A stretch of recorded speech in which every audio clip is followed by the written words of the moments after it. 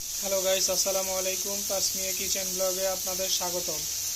আজকে আমি আপনাদের সাথে নতুন একটা রেসিপি নিয়ে হাজির হয়েছি। আজকে আমি আপনাদের তৈরি করে দেখাবো লাউ চিংড়ি মাছ দিয়ে কিভাবে খুব সহজেই রান্না করা যায়।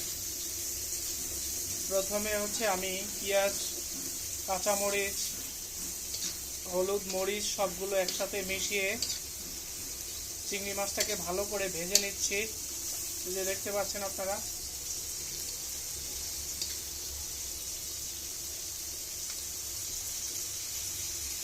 সুপ্রিয় দর্শক, ভাজা শেষ হয়ে গেলে আমরা আগে থেকে কেটে রাখা লাউগুলো দিয়ে দিব।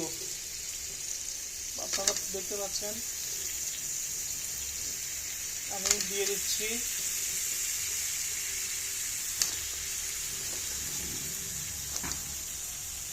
ভালো করে নেড়ে নিব, নেড়ে মিশিয়ে নিব।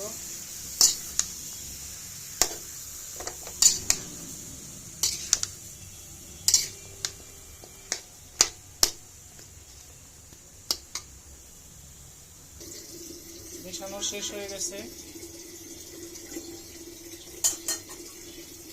এবার আমি একটি ঢাকনা দিয়ে দিব।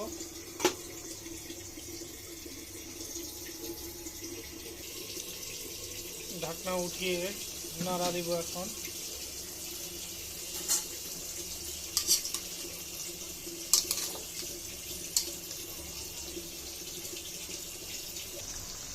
কষানো শেষ হয়ে গেলে আমরা পানি দিয়ে দিব।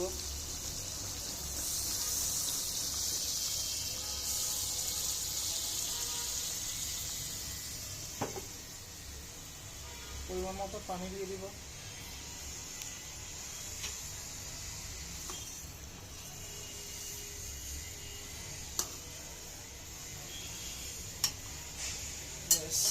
ঢাকনা দিয়ে দিব, সেদ্ধ হওয়া পর্যন্ত অপেক্ষা করব। ঝোল অনেকটাই কমে এসেছে। এখন আমরা আগে থেকে কুচি করে রাখা ধনেপাতা দিয়ে দিব।